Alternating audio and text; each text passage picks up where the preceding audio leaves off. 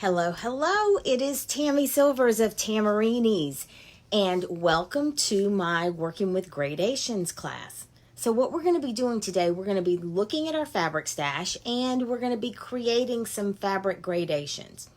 It's just an exercise, so don't stress, and I've pulled tons of fabric for you so we can work with it. But before I get over to working with the fabric, I've got some quilts behind me, and I want to kind of give you an idea of what I was thinking when I talked about working with gradations, okay? So I'm going to turn, well, I'm not going to turn the camera around, I'm just going to step out of the way. Now, this is my Peaks and Valleys quilt. It's a sweet little crib quilt. I have made this multiple times, which is saying something because I don't typically make quilts many times.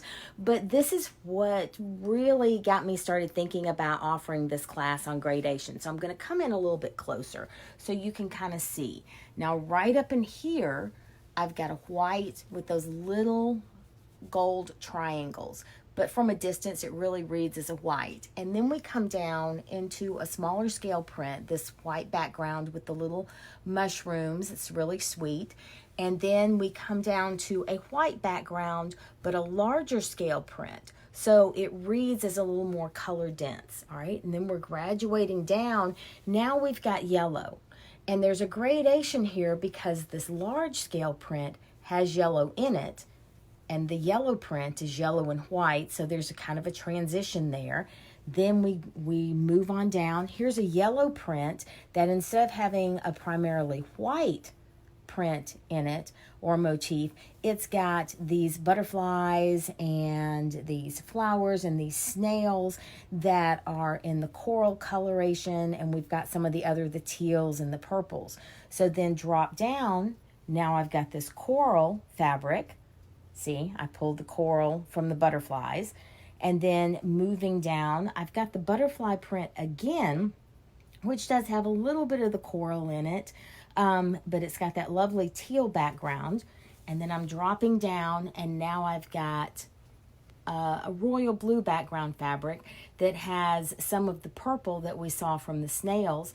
Dropping down a little bit further, see, here's that large scale print again with that royal background, but it's got, you see more of the purple, more of the teal. And then at the very bottom, for my darkest fabric, I've got that royal again. So I'm going to step back a little bit so you can see the quilt as a whole. So you can see that gradation. So that's one way that you might tackle it. But I've got a couple of others that I want to show you. So this is sound waves, and you may have seen sound waves on my website. You may have seen it in some of my social media posts. Excuse me. But sound waves, I played around with that gradation effect as well. Now, I wasn't trying to create rainbow, so I wasn't going in rainbow order, but I was using batiks. So for the most part, batiks often work as a solid or read as a solid. They do have prints on them. A lot of them do. And these do, but certainly I went from, if we look over here, I've got a gray and white, I've got a black on gray, I've got a more intense black that almost disappears. Then to create the tie-in, I've got this black print with some pink, I've got a little bit more pink intense with the gray stripes, a little bit lighter pink, a little bit lighter. This pink definitely reads lighter because we have that dark pink with the light on it. Then my light pink. All right, then it's just a straight jump. Sometimes you just got to own it. So this is my chartreuse with white. And then this actually has two colors in it. If I come in close, you can kind of see. But it really reads as a solid for my chartreuse. And then I've got my chartreuse with yellow. I've got a chartreuse with the turquoise, which is going to then bleed over into the turquoise with the chartreuse triangles on it. Then I've got my turquoise. Then here's turquoise with some orange, and then that leads me into the oranges, which is a lot of fun, and it definitely keeps your eye moving, and yet the colors feel connected. Do you have to do that? Absolutely you do not. All right, but let's look at another one. So here's another version of sound waves, And again, using kind of that gradation technique. So putting colors next to each other as they start to relate. So you're getting an idea of where my head is going with this, right? So this is just to give you that idea of how the color kind of flows. And that's what I wanted to work with y'all today. Sound good? Now, just so you know, I'm going to put the phone, my camera, on a tripod, and we're going to be looking at my cutting board. Not that I'm going to be cutting, but I have pulled a lot of fabric stacks for you. And I'm going to put my glasses on because I've got my computer here as well, so I can see what your comments are. So hang on. Somebody said, Joanne said, I think you jump from the pink to the green works because there's white in both of them. Yes. So again, there's no right or wrong here. It is very much what you feel, but you're looking for a relationship. And that's what I wanted to talk to you about, looking for that relationship, if that's something that you want to embrace, because gradations and rainbow quilts, that coloration is huge right now, and you're seeing it everywhere. At least I am. So I really, oh, thank you, Brenda. That's very sweet. Okay, so I'm going to put the camera, so this may be a vertigo moment, but I'm going to put the camera on the clamp. I'm going to kind of clamp this down, and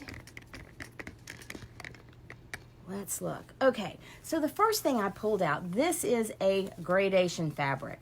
So when you buy this fabric, the gradation is already created for you. That's not what we're talking about today. So I wanted to make sure that we were clear, we were all kind of on the same page as to what we were talking about with gradations. I'm not talking about using a gradation fabric. I mean, they're great, they're a lot of fun, and certainly when you work with a gradation fabric, with one fabric, you can create a lot of different looks. But that's not what we're talking about today. What we're talking about today, we're talking about using a fabric collection. So let me start with one that I have already used. And I'm going to pull the pattern out for you because I don't have the quilt. But this, my Peaks and Valleys pattern, okay, this was really one of the first times that I consciously and purposefully started creating that gradation of going from a low density print to the high density and going from light to dark. Now, I have those fabrics here. Even though I don't have the quilt, I have the fabrics. So let me show you what that looks like, okay? So here is that adorable, adorable line from Northcott, okay? So a lot of fun prints in this line, super fun.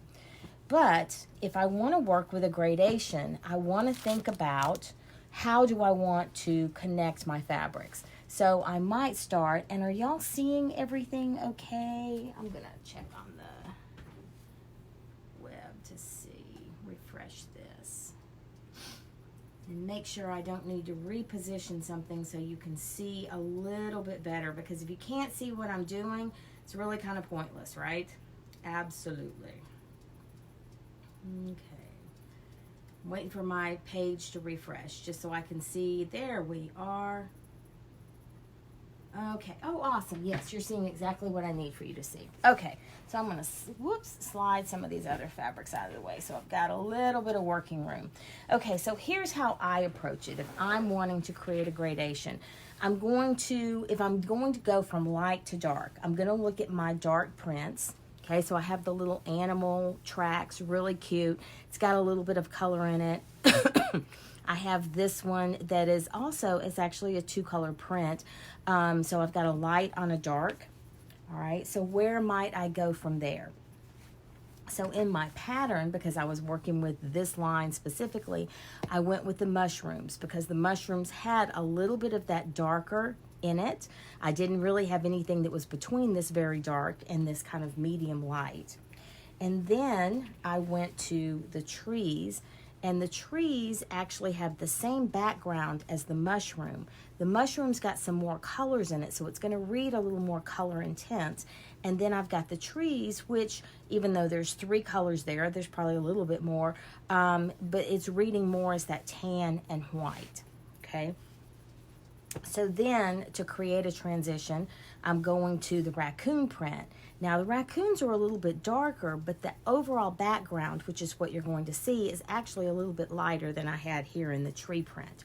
So that was my next fabric.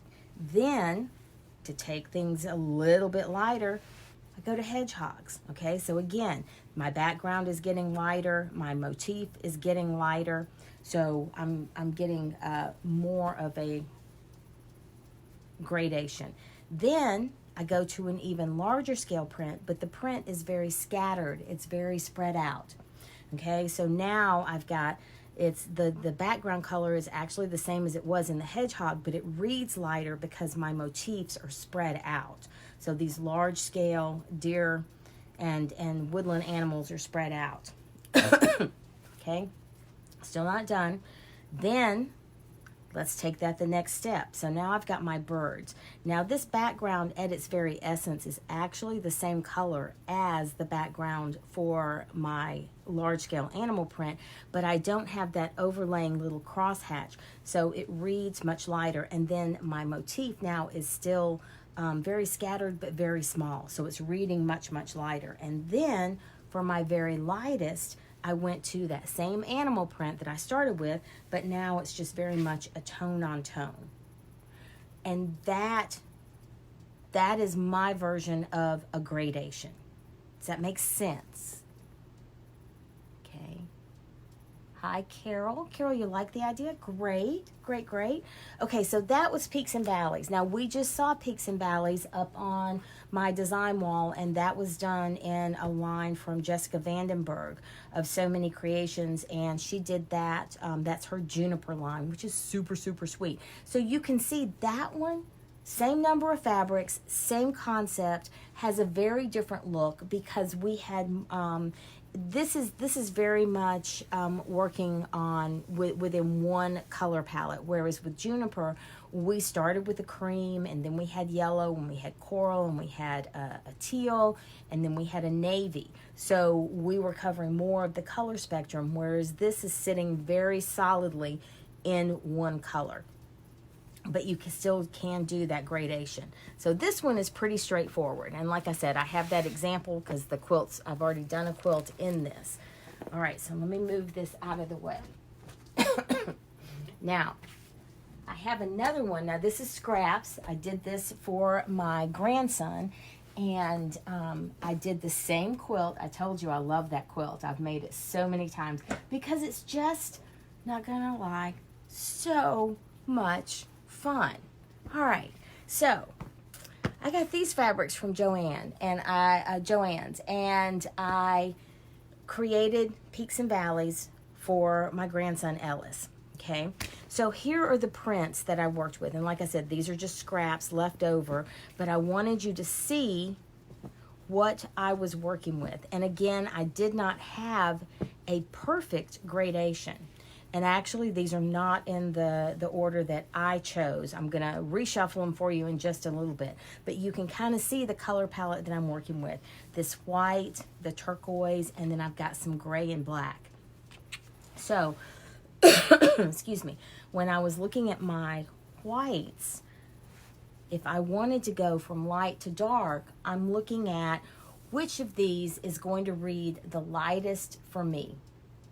And for me, I started with this one, this Be Brave little one, okay? Because, yes, it's white and black with a little bit of the gray, but again, just like I was discussing earlier with that Northcott line, the motif is spread out. So this is going to read a little bit lighter.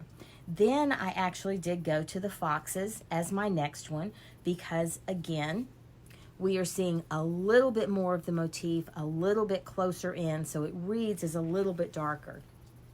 Okay, then my arrows, because again, the arrows are getting closer together, now this is reading a little bit darker. All right, so then you really have to decide. Here are the next fabrics that I had. What order did I want to put them in? How did I want my gradation to read? Okay, so I had some options here. And I had to think, all right, I've got this white. I definitely want to work things over into this turquoise or kind of soft teal. How can I do that? So one thing I could is use this print right here. But here's one of the things to think about if you're going to do this. What is the size of your block or of your patch? If it's very small, this might not be a good choice, because when I open this print out, certain areas of this are going to read much like my whites. Certain areas of this are going to read like a much darker fabric. So this might not be, while it as a large scale, if I were working with large scale blocks, this might work in that gradation. For smaller scale blocks, this might not be ideal, because I have to be aware as I cut it up, what am I going to get? All right, so that's why that one may not work. Okay, so now I've got, well, let's see, I've got this one. All right, well, this one, actually, when I start looking at it, given the scale of the Peaks and Valleys blocks, this one is going to read much, much darker. So that's a big jump, because you can see from my arrows down to this print, I'm going from light, and then I've got this turquoise and this black. So if memory serves me, because grandson Ellis has the quilt, I think I did a jump, and I think I went with my feathers. This is a really soft background. The motifs are smaller. They're fairly close together, but the majority of them are really light. So that was probably my next one. Like I said, I don't have the quilt with me anymore, so I'll be honest, I don't really remember what I did.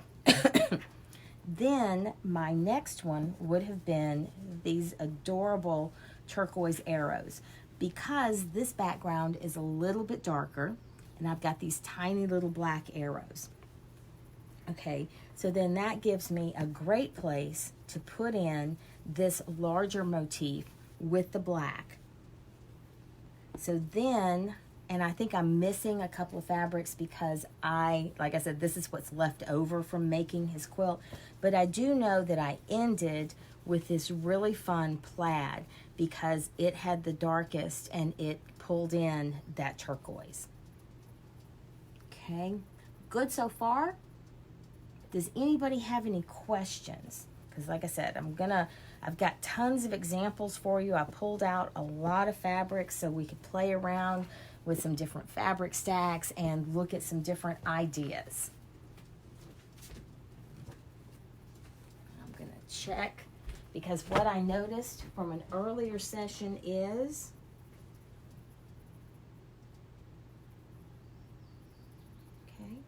all right, so I'm not seeing any questions right now. If you have something, type it in the chat and we can certainly talk about it. Okay, so I pulled out this stack of fabrics. This is another line from Northcott, because yes, I do a lot of work with Northcott, and this was a So Sweet collection. And I thought, well, this might be fun to work with a gradation, because we've got a lot of different opportunities here. So as you can see, these lines and these fabrics kind of cross over, and I could decide, do I want to do it all in the teal? Do I want to do it? So I'm going to pull this. All right, so I have this blue and coral. A lot of fun. Do I want to keep all of the fabrics, or do I want to tighten that up and have it just the blue or just the coral? So let's play around with it. Let's see what we could come up with and how we could make things work. This is, I think everyone would agree, this is my darkest fabric. This really sweet little turquoise with the birds. All right, so if that's my darkest, my next darkest is this. But if I'm doing a gradation, for me, that's an awful big jump, because I've got the little berries there that are coral, but it doesn't feel like a tight connection. So I might try this. And this is the great thing when you're doing gradations, especially if you're using your stash and you can make those adjustments. Play around with the gradations before you start cutting your fabric.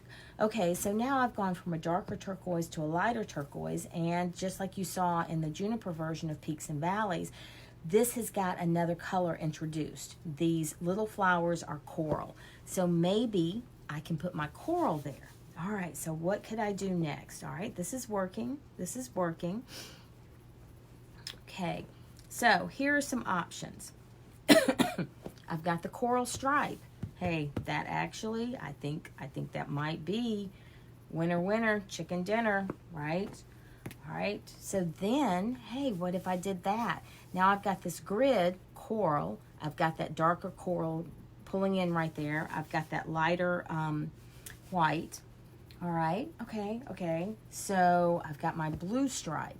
I'm not sure how I feel about that. Because again, it feels like a really big jump to me. All right, let's try this. All right, there's my birds again. And this time the background is white. My birds are blue, which is tying in with that. I've got my little berries. Okay, this is pretty sweet.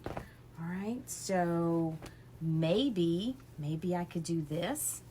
And here's something it's just me and personal preference. This motif and this motif are exactly the same. They're in two different colorways. I would prefer not to put them right next to each other. It's too much of the same, and I don't feel like it moves your eye like putting different prints next to each other does. So that's why I'm kind of sticking with, I like the birds. Okay. I'm not sure that I'm a big fan of this because, to be honest with you, to me, this is reading darker than this. And it's because that grid work of blue is drawing your eye more so than the white. Okay, so maybe this isn't going to happen. All right.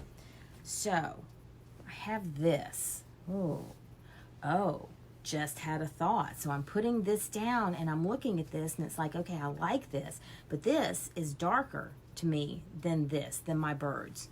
All right, so let's move it. Okay, so I put it there. All right, that's a nice transition going from that grid with the flowers to this grid with the multicolors. Okay, all right. So let's put the birds back again, pretty light. And then I've got my berries. Okay, so interesting. When I look at the berries here, this is looking darker to me than the birds. So let's try this. Let's put the berries next to my multicolor grid, and then let's put my birds.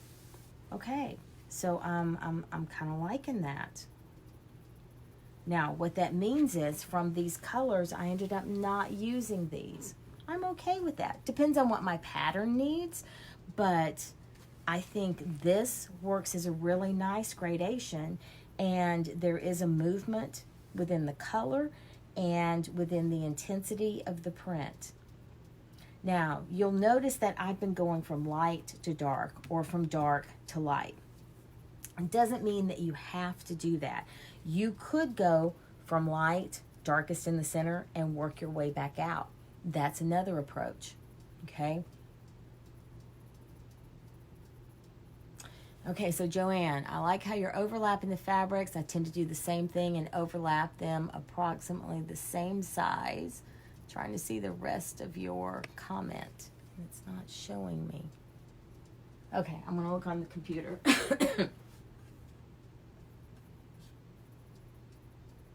Overlap them approximately the same size as my finished block. Right.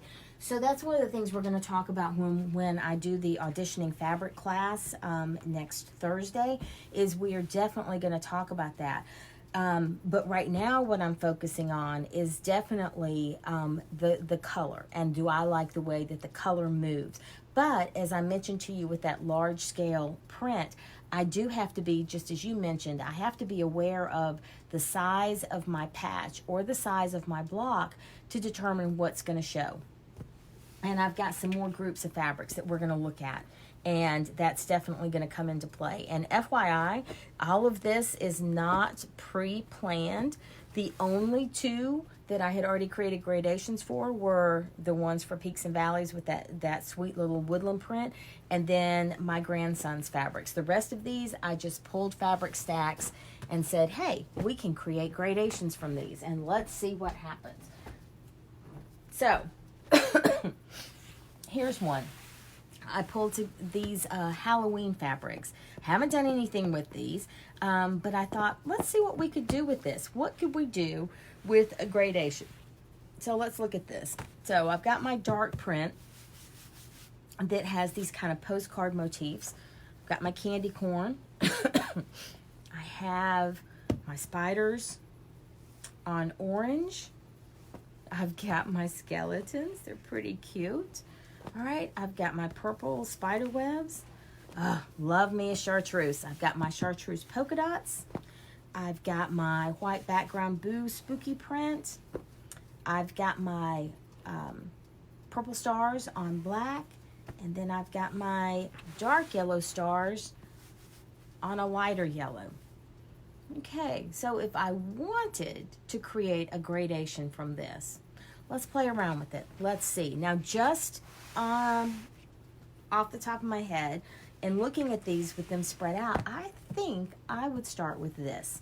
I think I would start with my purple stars, because they are purple stars on black. It reads very dark. Now, I want to try something with y'all. I'm going to try something. I mentioned going both ways. All right, so I think I would try, especially if I were working with large patches, I think I would try this postcard print, because when I look at this, it's still reading as I've got a lot of color. I've got a lot of intensity, okay? So what would I do next? Would I do my purple spider webs? Here's an idea. I'm thinking I'm going to go purple this way, and I'm going to go orange this way. So again, a gradation doesn't have to go dark to light, light to dark. You can have the concentration of color in the center and work your way out, which is what I'm going to try and do. I'm going to see if I can do it. Let's just see. Okay, so I've got my candy corn. So if I'm going on orange on this side, because the candy corn, it reads as a dark, but I've got that black with the little orange, yellow, and white candy corns. Okay, I'm going to put my spider webs there, because I've got that orange, and then the color intensity is kind of spread out, because again, my motifs are scattered. Now, where do I go from here? Okay, so here's my dilemma.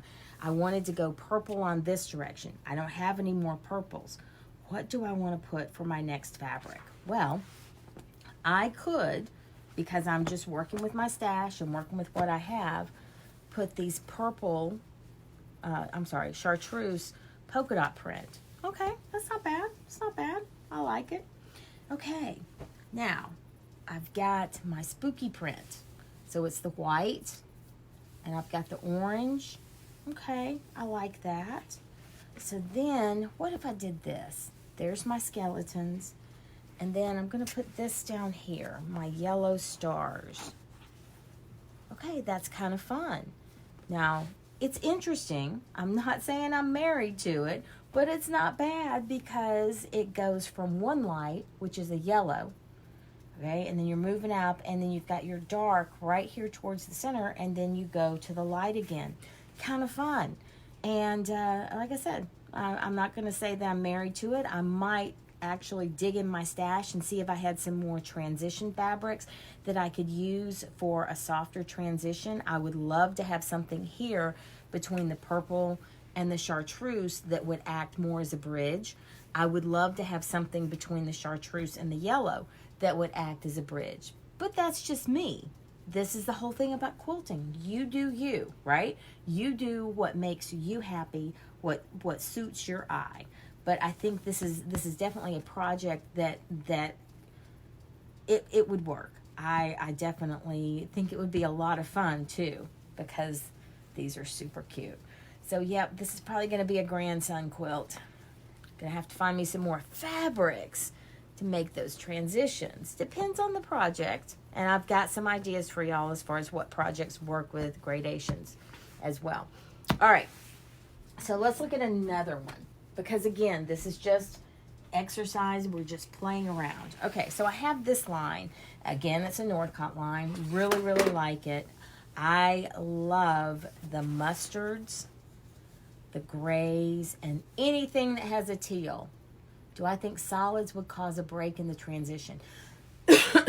Well, I've got a stack over here that you can't see that has some solids in it, and we're going to play around with that.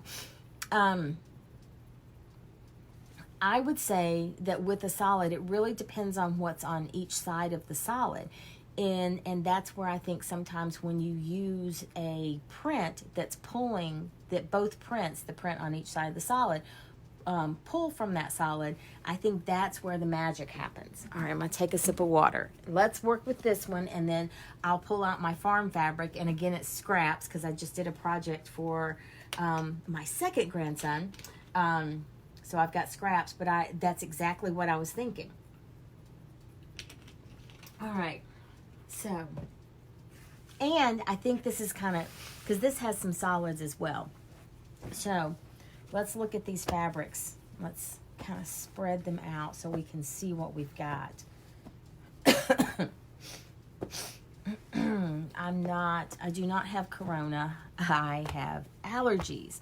I am here in the South, and everything is yellow right now with pollen, and it is playing havoc with my sinuses.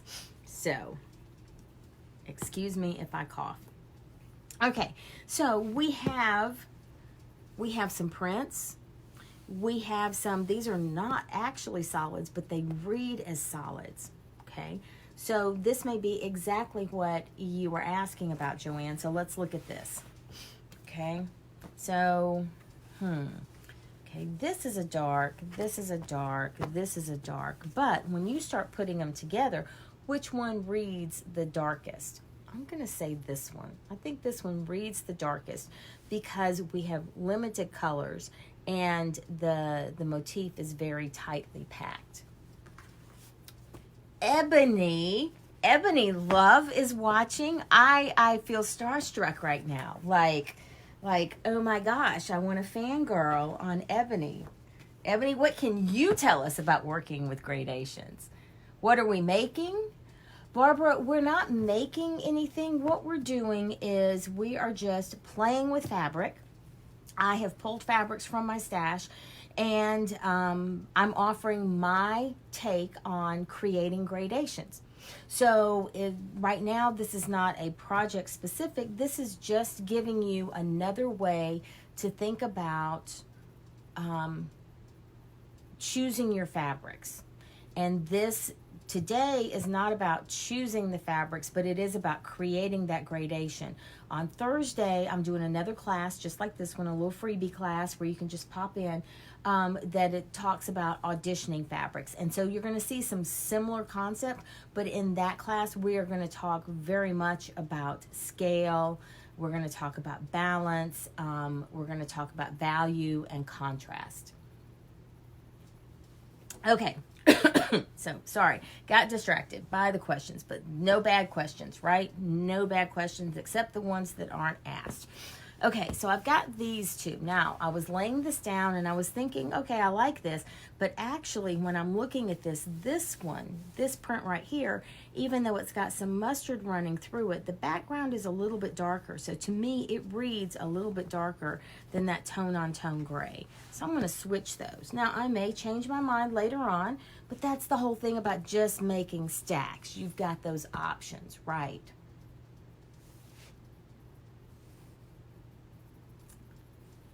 Ebony's working on a project right now with gradations. Yes, gradation, yes, with contrast, because the whole idea is you want that movement and you want it to look connected, but you don't want it to look the same, because if it looks the same, that's your loss of contrast, right? So where do you go from there? Okay, so I've been working with this and I've stuck very tightly with the gray, but it's not allowing me to pull any other fabrics in. So what do I need to do? I don't have to use all of these fabrics. You never have to use all of the fabrics in a line, but if you want to incorporate more colors, then you start to think about where can you form some relationships. So I have this print right here, this letter print that's got the gray in it. It has the teal in it. It has some of the tan in it. Okay, that maybe. All right, I've got this one. Okay, this is a little bit larger scale print that has these industrial motifs on it, and it's got more of the mustard on it. Okay, maybe, not super keen on it. I've got this one. I kind of like this. It's much lighter gray, but it definitely is pulling in some of those turquoises. Okay, but that's a big jump in my gray. What if I did this? Okay, so I pull in this kind of medium teal. It's got a little bit of that darker gray. The dark gray is not very frequent, but it's in there. But watch what happens, okay? So maybe I could put this gray in here now. And then I've got this light. All right, this is kind of fun. So I've got this light teal. It's got the darker gray in it. It's got some of the mustard. Okay. So what do we want to do next? I could do that tan. That feels like an awful big jump to me because I think because this doesn't have much of that tan in it. Yes, they both have the white, but here's the thing, because I have options, let me put that one in there. All right, not bad. I'm not going to say it's super, but not bad. All right, and I'm looking at what I've got, and I'm wondering, do I want to start pulling in more of my teal? Okay, I've got this. Now that's nice, and I really like these two together. I like how I've gone from a tighter, smaller motif to a larger motif that's more spread out. I feel like I've got more breathing room there. That's really nice. So that might end up being my very lightest. If I wanted to put a mustard in, what might I do? I have this one. Let's see. Let's play around. Okay. I'm not opposed to that. What do y'all think? Now, that mustard's kind of like, hello, surprise. So, do I want to pull a mustard in further down here? So I'm thinking right here is a great place because see, I've got the mustard print here and I've got the mustard in that gray. I do have this. I have that mustard that reads as a solid. Now, this is breaking up my gradation, but it's also providing some nice interest, right? That little pop. And this, actually, I'm really liking this. I think I might really like this. And then I'm looking and I'm thinking, okay, can y'all see? I don't know if you can see. I put, and it's almost the color of my cutting mat, so you may not be able to. But do you see that? I've got that dark turquoise, and that kind of pulls things through. That's kind of nice. This is a lot of fun. What do you think? And Carol Ann says that she's going to pull some and post. Yes. So if y'all want to try this concept and do a fabric pull and post some pictures, how fun would that be? Because people might get inspired and they might go, oh yeah, totally. I totally see that. And like I said, no right or wrong. You do what works for you. What makes you feel happy. Now, I just had a thought because we talked about moving from one color to the next, and I'm thinking if I worked in two directions from this black, oh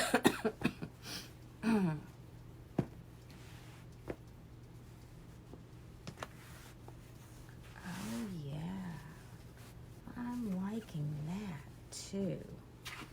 Very much. Very, very much. All right, so do y'all see what I did? So I'm ignoring the mustard for the time being. But on the other side of this black with the teal, I went the teal and then I took my gradation out that way. And then the black over to the gray and took the gray that way. Yeah, the 2-direction layout is nice. I think the light to dark is expected. Not that people expect you to make a gradation quilt, but I think that organization is more expected than the 2-direction. And you could take that 2-direction and bring it back out again. So I've got this, and I've kind of ignored my mustard. I was trying to see if I had, the mustard may not be the best example, but hey, we're going to go with it because it's what I've got. So I've got my little mustard. I don't have a lot of mustard options, but I actually think I like that one better than here and then here. Look at that. Okay, so see? So here's my darkest right here. Went out to turquoise, did gray, out to my very lightest, and then pulled in the mustard again.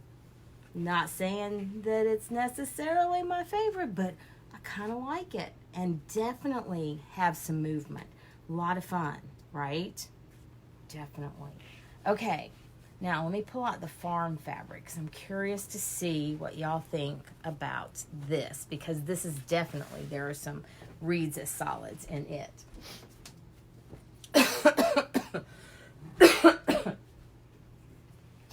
Oh, I'll pull this out first before I get to the farm fabric, because this is the one I'm going to be making for my newest grandson. Is 4 weeks old.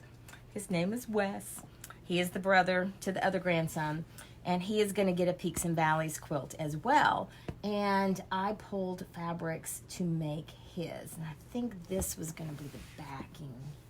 So I'm pretty sure that my colorations might be something like, I'm not sure.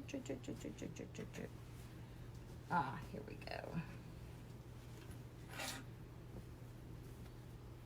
And I know they're kind of folded fat, but I didn't want to take the time to unfold them.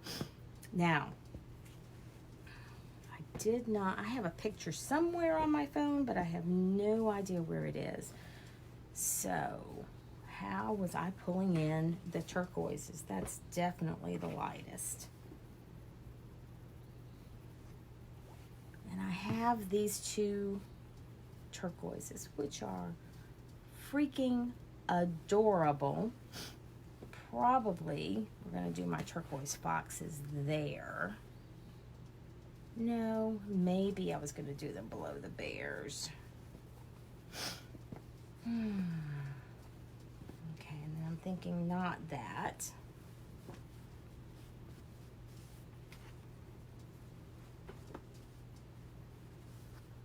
So I think, if memory serves me, I think this is the gradation I was going to do for Wes. So I've got my black plaid, then I've got this print with a little bit of turquoise in it. Still reads a little darker, darker gray, lighter gray. My gray fox is on turquoise.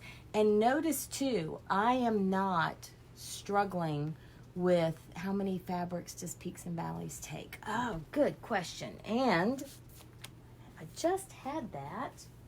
Here we go.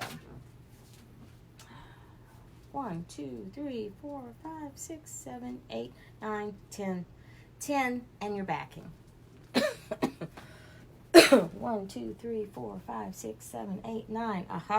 Okay, so one of these has to go back in. And it might be that one. So maybe it was like that. It may have been like that. I took a picture when I chose them in the store, but it may have been like that. Something like that. I'm not struggling with this turquoise or teal is not the same as this one. They don't have to matchy match, and y'all know this.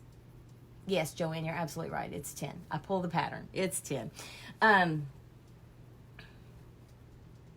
again, you choose based on what suits you. You may look at this and go, oh no, I wouldn't do that. And that's okay. You may be more comfortable with more solids. And we're going to look at the farm fabric, which has a lot of solids. It's a very busy motif. We're going to look at it. All right. So I did a version of my Paradise Cubed, which is not a gradation, but I still thought, since we're talking about gradations, let's look at this. Now there's a lot going on here. And again, I just have scraps. This is very much the focus fabric. Super cute, right? Super cute print. But look at how large scale it is, right? Huge. So again, keep in mind the size of your patch, the size of your block. But just wanted y'all to see this. This is the focus fabric. Now, here's what I have. And again, I have scraps in most of this because I just made him a quilt, and this is just what I have left. But I have all of these fabrics, these prints, okay? So I've got my cows, my tractors, my pigs, and my chickens. And then I have these solids. Okay, now Joanne had asked about putting in solids. So here was my thought process with the solids. I was thinking, if I were going to use prints, that I might want my print to be connected to the solid. So with this coral, I've got my chickens and they're on a coral background. I could very easily put my pigs there on the other side of that. Okay, so that works. Now I've got my yellow. Okay, so my chickens, I've got some yellow chickens. I just got chickens. Baby chicks. They're so cute. So cute. I digress. But anyway, made me think about it. All right, so then I've got my tractors. Okay. So my tractors, I have some yellow tractors, but look, some of the wheels are turquoise or teal, so I could put that turquoise in there. Isn't that fun? So I don't have enough. I'm not trying to make peaks and valleys out of everything, but this is how I might intersperse some solids, because the solids, actually the print is tying in the solids.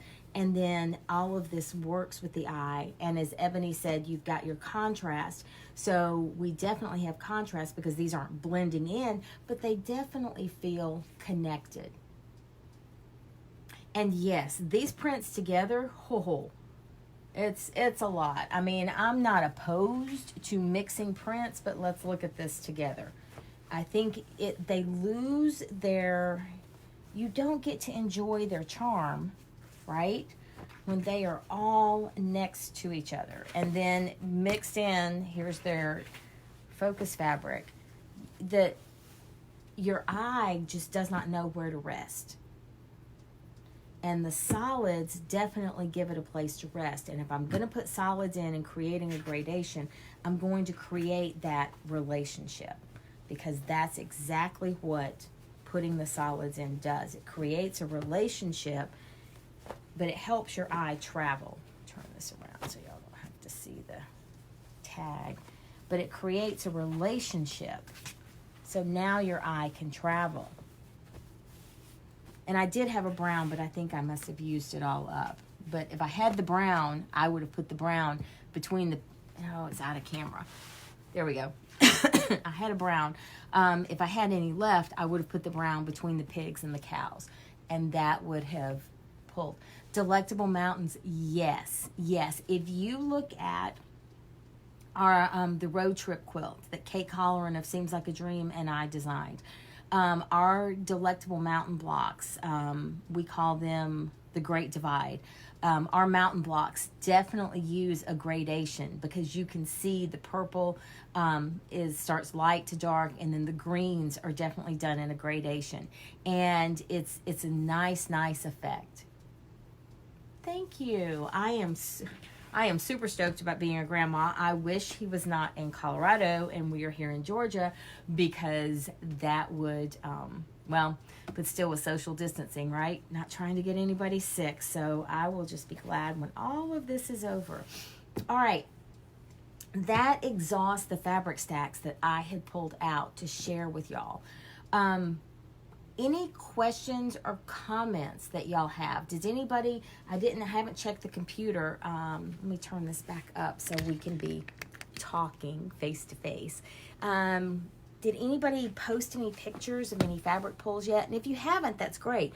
You're probably just watching this and your head, your head spinning and you're thinking about ideas. Definitely in the Facebook page, post your fabric pulls, and I'm happy to talk to y'all about those. That would be awesome. Any questions about this? Because again, this isn't a strict, this is how you must do it. This was just to give you some ideas, because if you're like me, you're stuck at home, you are trying to make lemonade out of lemons, right? You may have an awesome fabric stash that you're wanting to put to good use, and this is just a different approach to using that stash. Okay. Oh, good. All right, so a couple of things.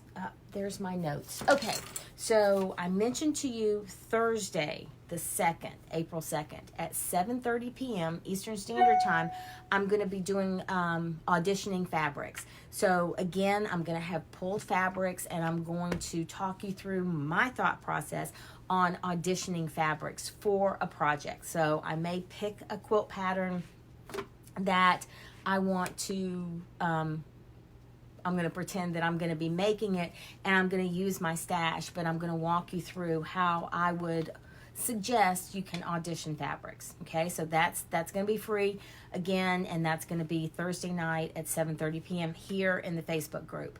Now, I also want to let you know I am going to be offering a class. Now, Joanne just took my bracelet class Thursday night. She offered me some great tips, but she was also very complimentary. I think the ladies that attended, we had a great time. It was a lot of fun. I really, really enjoyed it. So I'm going to be doing something similar with Peaks and Valleys. Now, that was the first quilt that I showed you. So that class, I had to make myself notes because I knew I would not remember.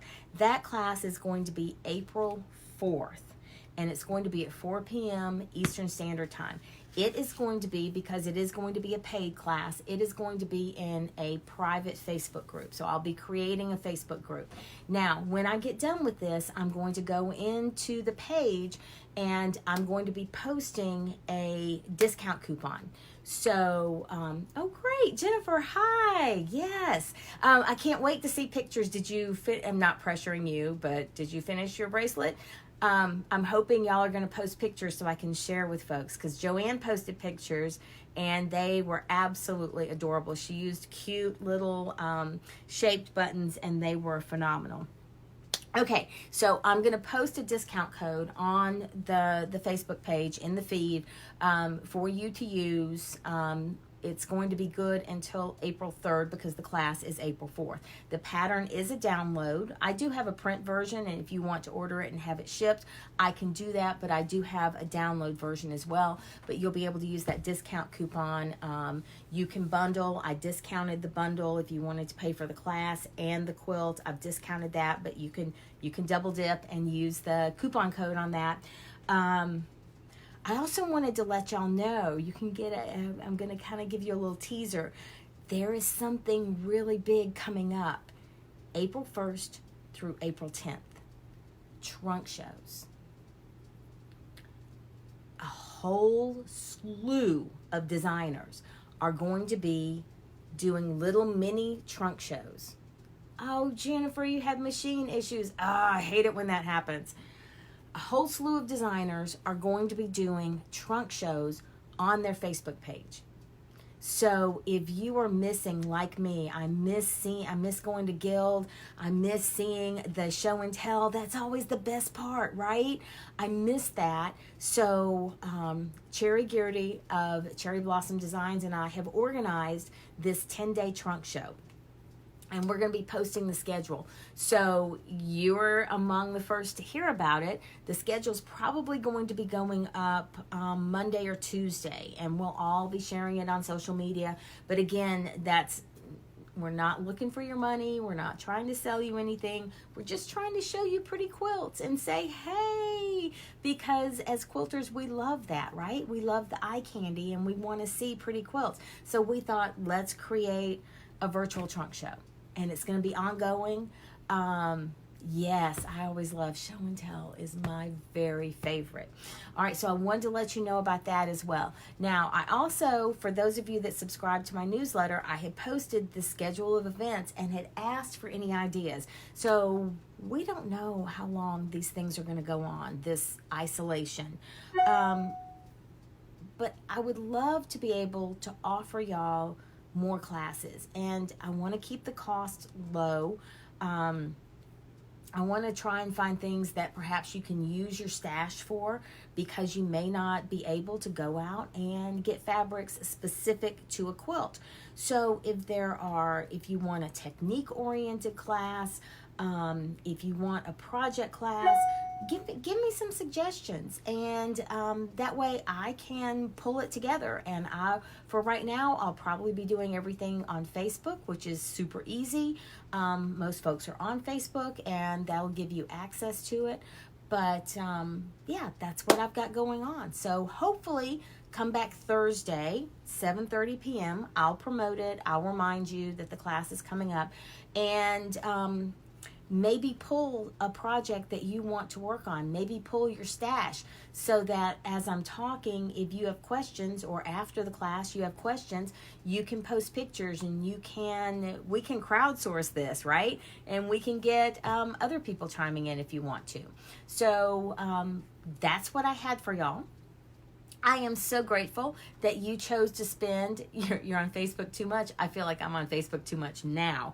I appreciate you spending your Saturday afternoon with me. I hope everyone is staying safe. I hope everyone is staying healthy. And I hope that you're finding the creative process a little bit of a stress reliever for you. And until next time, happy stitching. Bye.